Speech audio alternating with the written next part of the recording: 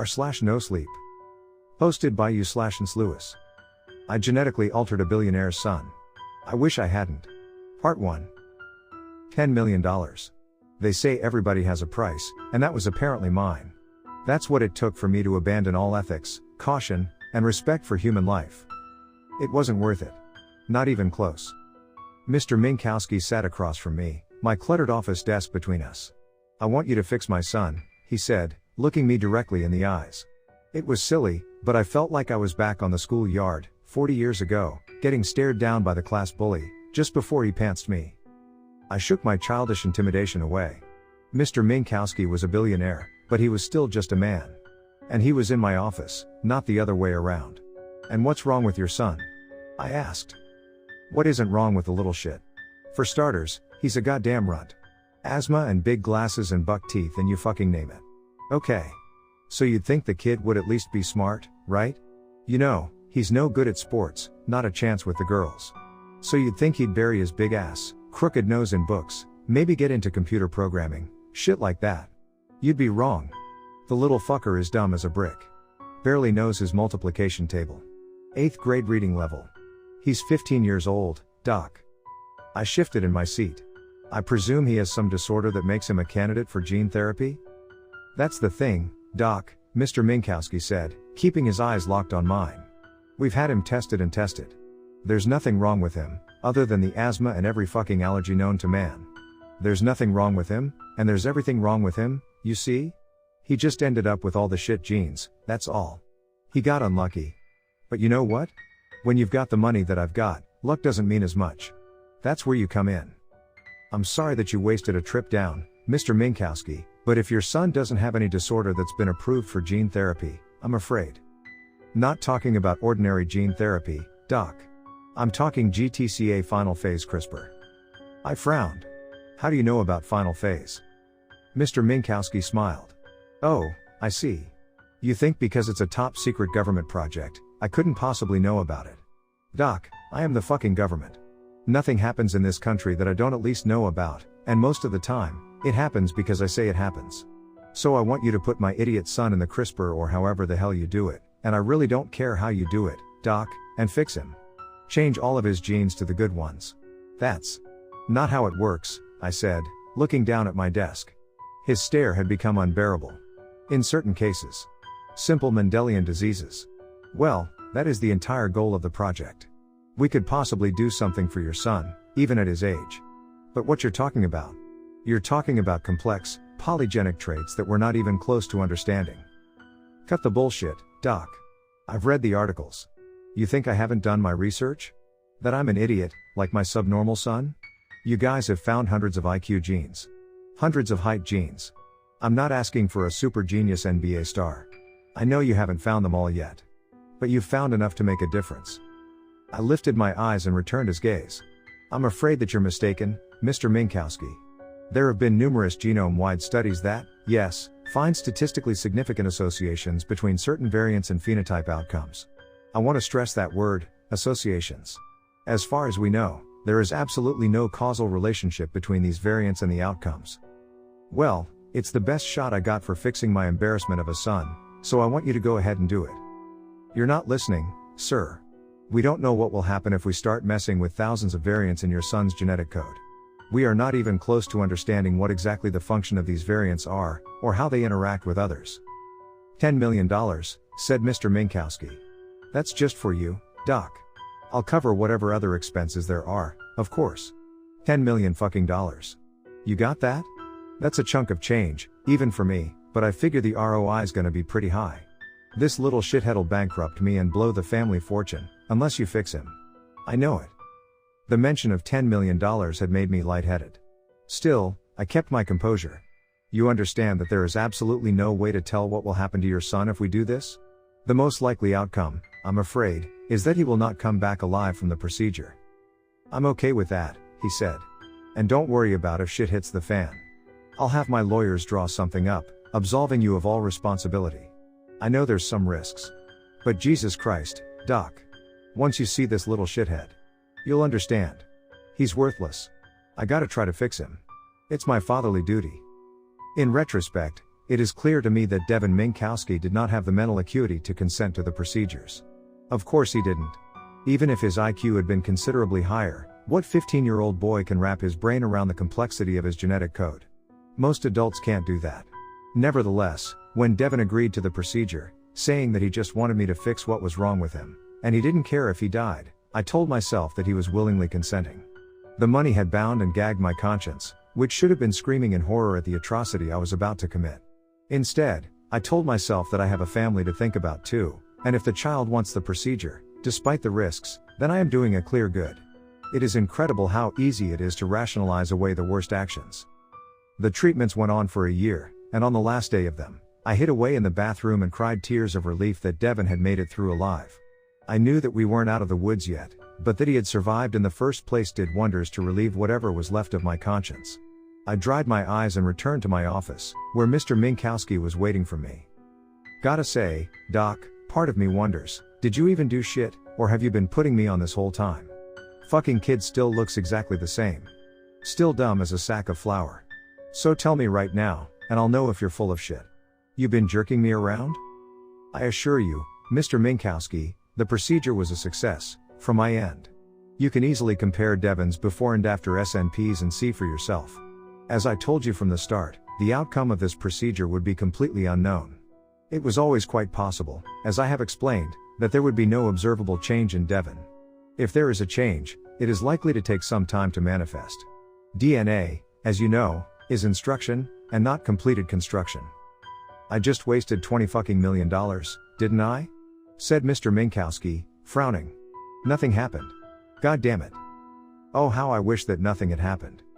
At his 1-month checkup, it was apparent that Devin's hair was growing lighter, from a deep red to a rusty blonde.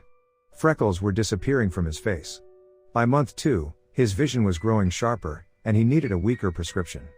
By the 3rd month, he had grown 4 inches taller, and was now able to wear contact lenses. His hair was completely blonde, and most of his freckles were gone. It went on and on like this. His asthma cleared up. His grades improved dramatically. He kept growing taller and taller, and came to have 20/20 vision. Somehow, his teeth even straightened out. I was amazed, and Mr. Minkowski was delighted. We convinced ourselves, over a $3,000 bottle of scotch, that we had made the most important scientific breakthrough in the history of mankind. No more disease, no more maladies. No more stupid people, as he put it. The possibilities were incredible to imagine. But still, there was the smallest part of me that would not let me rest easy. That part shut up completely when Mr. Minkowski announced that he was giving me a $5 million bonus. You earned it, Doc. Goddamn miracle worker. And who knows how many millions. Billions.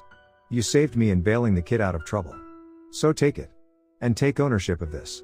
I know we're still a few years out from when you can tell the world, but once you do, you're gonna be a legend, Doc. I smiled, my head light from the scotch, the money, and the feeling of success. I felt like a legend. I sat in my office, with Devin Minkowski across from me. It was the last of his monthly checkups. After that, he was to see me once a year. I was amazed at how completely he had been transformed in the course of a year. It was as though the Devin sitting across from me now was a completely different Devin than the one that I had seen a year ago. He retained only a few traces of his former phenotypes. You must be relieved, doctor, said Devin in his now deep, soothing voice. His stutter was completely gone. Oh, I'll miss seeing you every month, Devin. That's not what I mean. I mean, you must be relieved that you didn't murder me. You know as well as I do that that was always the most likely outcome, given our present knowledge of genetics. Are you not happy with the procedure, Devin? It's funny. The one thing that hasn't changed about me is my memory. I still remember everything, in that crude, impressionistic manner in which I used to experience life. I remember the day that I met you. How scared I was. But overpowering that fear was hope. Hope that if I did this, my father would finally love me, Devin laughed. And you know what? It worked. He loves me. He's proud of me. And it's all because of you, doctor. I smiled. In a few years, Devin, we'll tell the world about you. Then it won't just be your father that loves you. The whole world will. Devin returned the smile. That will be nice. But listen, I want to thank you. Formally. I want to do something special for you. That's hardly necessary. Oh, I've been planning it for a month. Here, he said, reaching down onto my desk for a pen and a pad.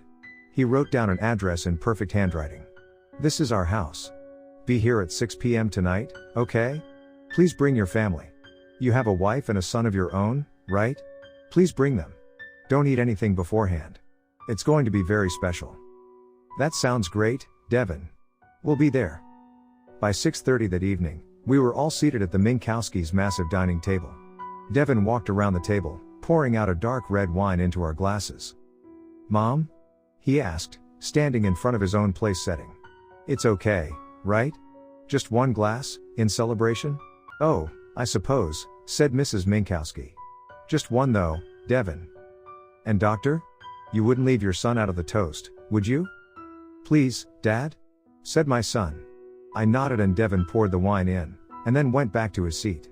"A toast," said Devin, holding up his glass. "To scientific progress. And to the good doctor." "Cheers," said Mr. Minkowski. I smiled as we all clinked glasses, and then I had a sip. "I cooked dinner myself," said Devin. "We have chefs, you know, but I dismissed them for the night. It's amazing, really. Even cooking has a genetic element to it. I don't know what it is, exactly, but I can tell you that last year.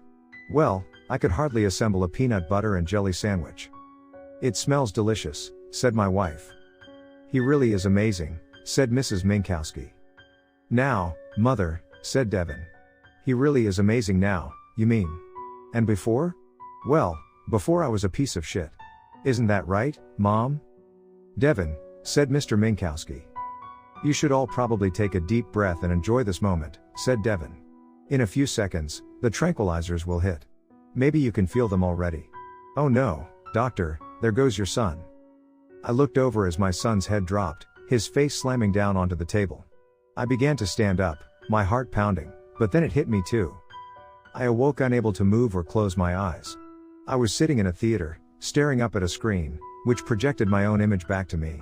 I was bound to one of the chairs, my eyelids taped open. A device positioned above my head dropped water into my eyeballs every few seconds. There was a gag tied around the back of my head and stuffed into my mouth. The image on the screen was live footage from the camera strapped to Devin's head. Devin was standing on the floor below the screen. To one side were 4 people, also bound and gagged, my son, my wife, and Mr. and Mrs. Minkowski. To the other side was a table with a tray of surgical tools on it. I struggled to cry out, but it was no use. "Ah, the good doctor is awake," boomed Devin's voice over the loudspeakers. He was talking into a headset. I watched as he walked over to the table and picked something up. On the screen, I could see what he saw. It was a scalpel. Devin picked it up and turned his head so that the image on the screen was my son. Tears were streaming down his face. My son's head grew larger on the screen as Devin approached. Then it filled the entire screen. I watched helplessly as the scalpel caressed my son's cheek. Devin pressed it down until a spot of blood appeared. "I've been studying your family, doctor, while you slept, and here is what I've observed. Your wife. She has a truly beautiful face. But let's be honest. She's grown a little flabby down below. Meanwhile, your son's face is a bit smashed, but what a body. So athletic, like a lean and hungry animal. So I'm standing here looking at them and it hits me, what if I cut off her head, and sew it on his body?" The camera, which had been alternating between my wife and my son, swung out back towards me, and on the screen, I saw myself pale and sweating. "No!" I screamed uselessly in my head. "Please no."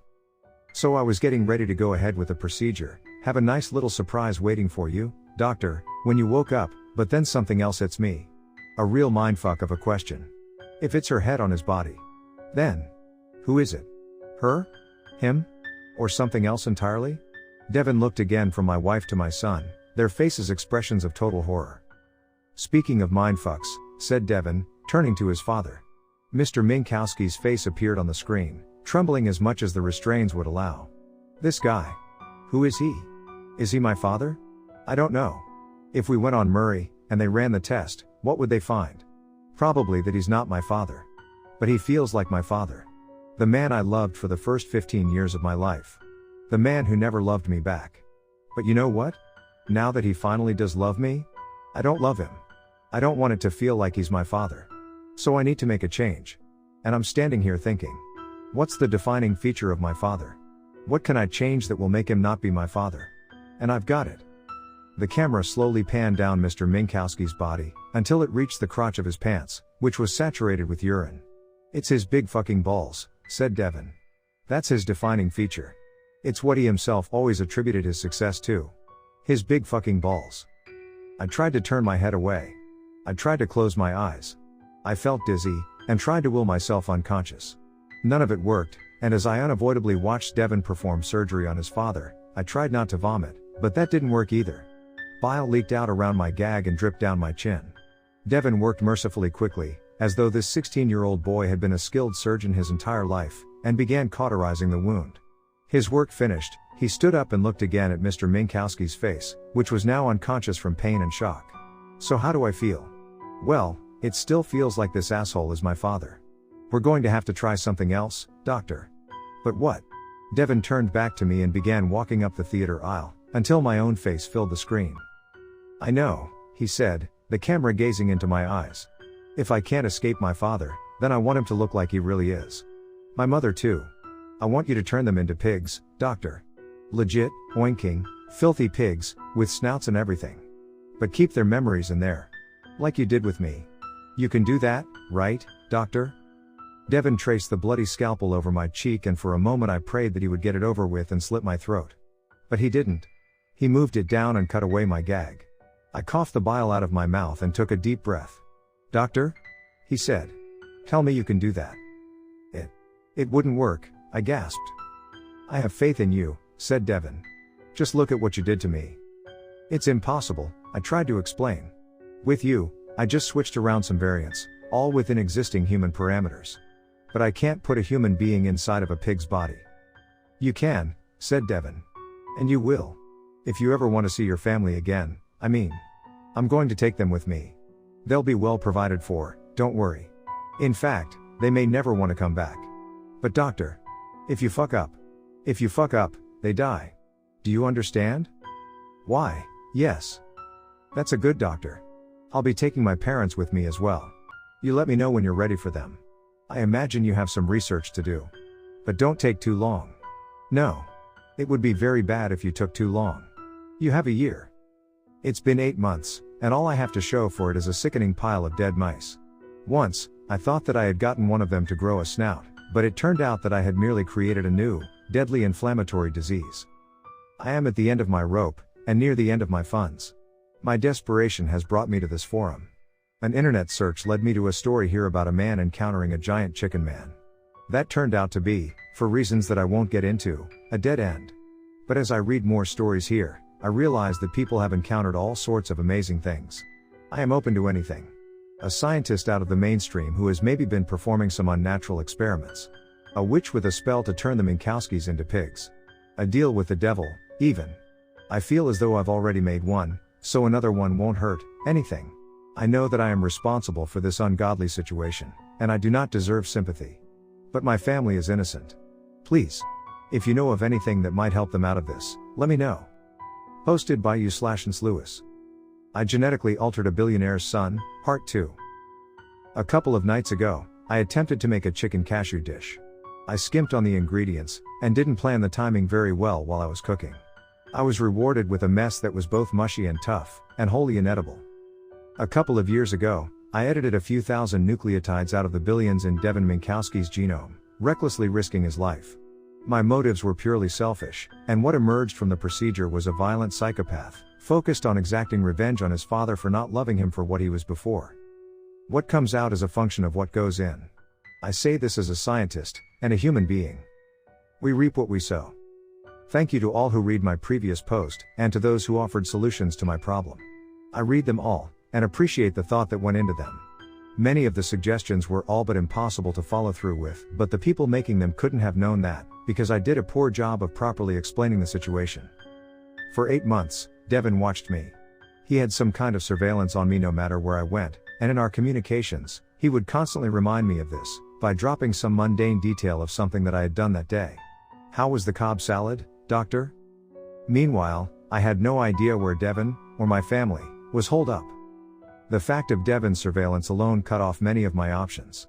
Even without that particular imbalance, Devin held untold advantages over me, in the form of billions of dollars, and the personal connections that come with those dollars.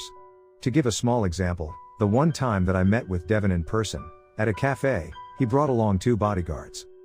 I also know, or at least strongly suspect, that Devin had many high-level officials and professionals in his pocket. If not, then how did the fictional boating accident that killed Devin's parents so easily become a fact? I do want to mention one suggestion that I saw appear often in the comments, namely that I should modify my own genes in order to make myself more intelligent. I had toyed with this idea near the start of this nightmare, but abandoned it for a few different reasons. First, it would take too long. Second, I already possessed most of the variants that I had edited into Devin's code, and so was unlikely to see a massive improvement. Still, after I read these comments, I revisited the idea. I opened up Devin's case file again, and spent several hours poring over it. Maybe there had been one tweak which had made a dramatic, rapid difference, and maybe it was one that I could make in myself? As I was looking through the file, which included a series of photographs, I marveled again at how completely different Devin had grown in the course of a year. Almost nothing about him was the same. And then, there in my house, which felt both empty without my family, and intruded upon by the hidden surveillance equipment, I had a realization. Almost nothing about Devin was the same. That meant that some things were.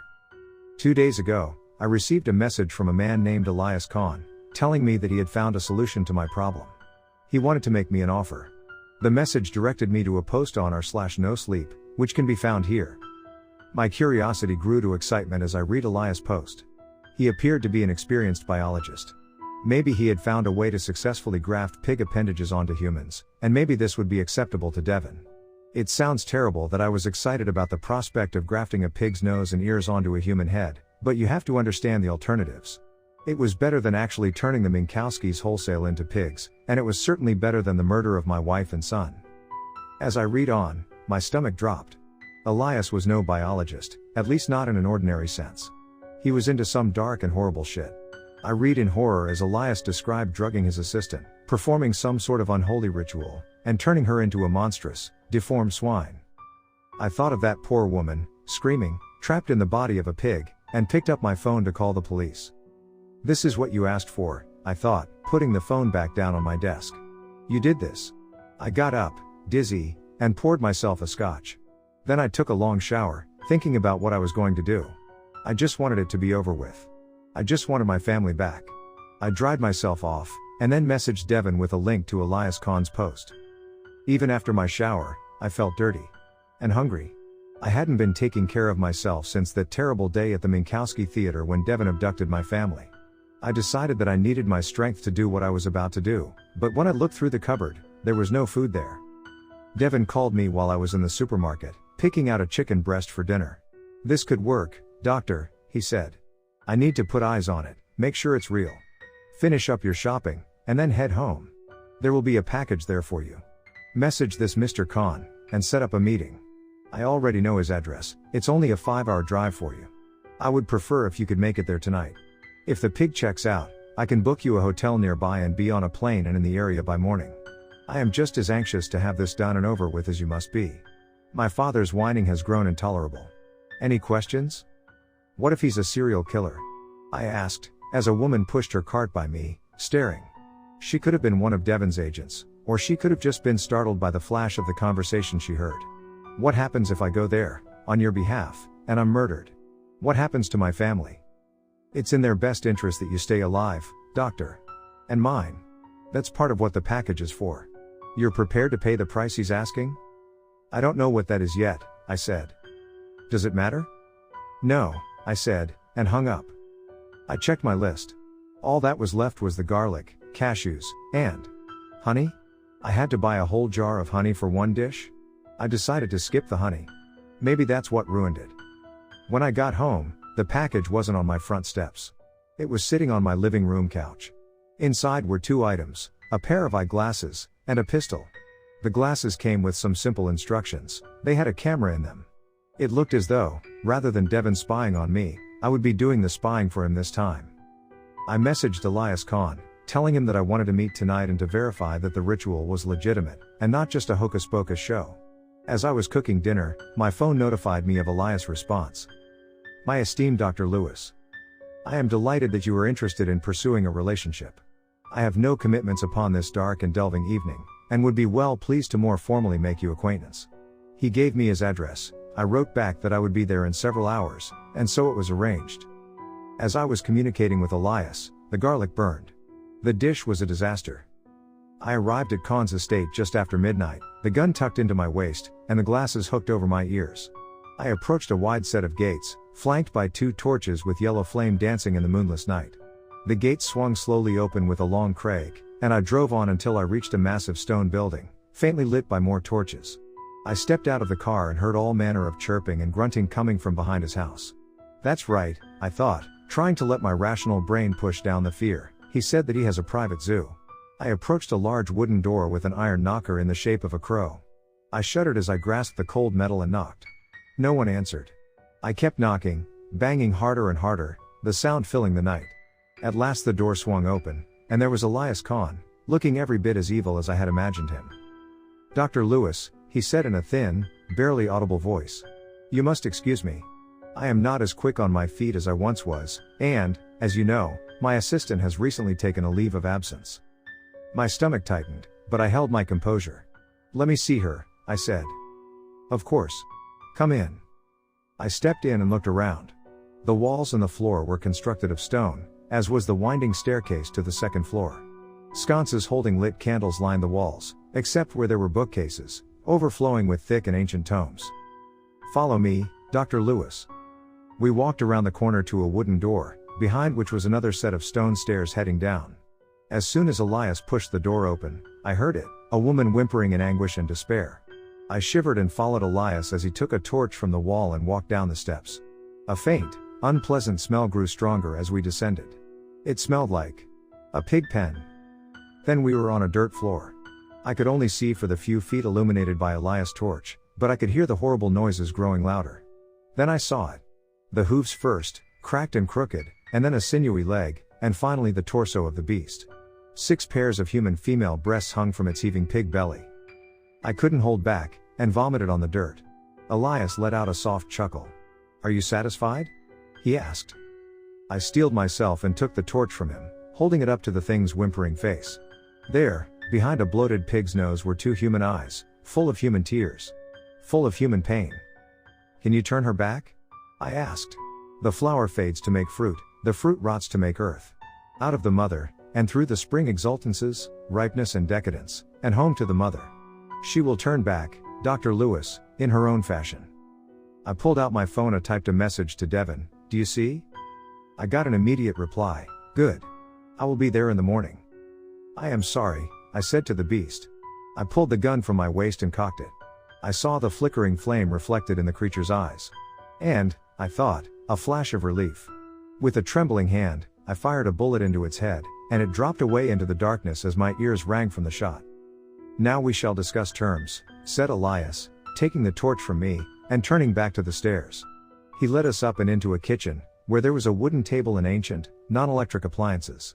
"Sit," he said, indicating a chair. I looked around. There was a window on one wall. "I'd rather stand, thank you," I said, leaning up against it. "Oh, to be a young stallion once again," said Elias, sitting down, and groaning softly as he did so. "What is the price?" I asked, crossing my hands behind my back. "My masters have become very keen on you, and your methods. They request your services." "Who are your masters?" "Should you accept, you will come to know them," said Elias. "What services do they request?" "Whatever is required. You are to be in their employ, for 20 years' time. If you choose to leave after the hourglass has run its course, you are free to do so. However, none have so chosen yet." "Whatever is required?" I asked. "Do I get to live at home with my family?"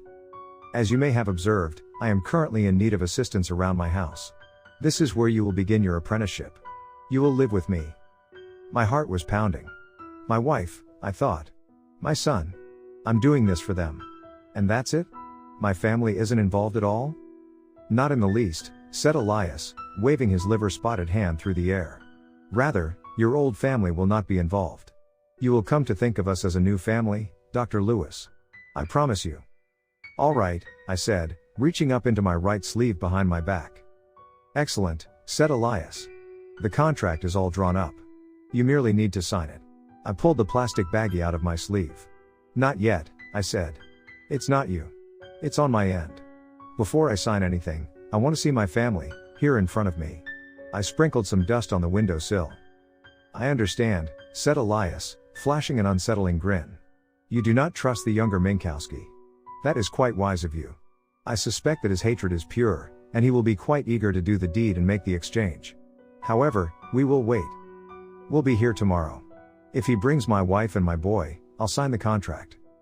Tomorrow, then, said Elias. I would see you out myself, but I am not as sprightly as once before, you understand. I can see myself out, I said, wiping the last of the dust from my hands. The next day, I was back at Elias' kitchen table, this time sitting. Elias was at the wood stove brewing up some tea. I decided that I wasn't going to have any. I looked out the window, which was beginning to fog up with condensation, and saw an SUV pull into the driveway. I watched as two large men exited, Devin's bodyguards. One of them opened a door that Devin Minkowski stepped out of, while the other began roughly pulling passengers out. First came Mr. Minkowski, then Mrs. Minkowski, both with their hands bound behind their backs. I stood up and wiped the condensation off the window and peered out as another passenger was yanked from the SUV. It was my wife. I hadn't seen her in 8 months. She was beautiful. Beautiful, and terrified. My son followed behind her. I watched as one of Devin's bodyguards tied them to a tree, its branches swaying in the cold wind. I met the rest of the party at the front door. You see, Doctor? Said Devin, smiling. I've brought your family. Once the transformation is complete, they are free. You have my word. What the fuck is going on, Doc? Asked Mr. Minkowski. The little shit won't say. Hal, said Devin, nodding to one of his bodyguards. I believe that the doctor has a pistol on him. Would you do me a favor and pat him down? Hal patted me down and found the gun. He pulled it from my waist and finished searching me.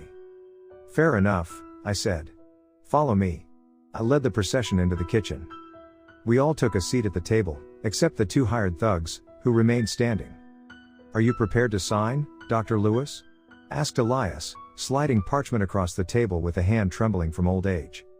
What the fuck, Doc? Said Mr. Minkowski. You're fucking me, aren't you? I make you a rich man, and this is the thanks I get? He's going to turn you into. I began. No, shouted Devin, slamming his hand on the table. You will not ruin the surprise. Turn us into what? Asked Mrs. Minkowski, sobbing. Will you sign?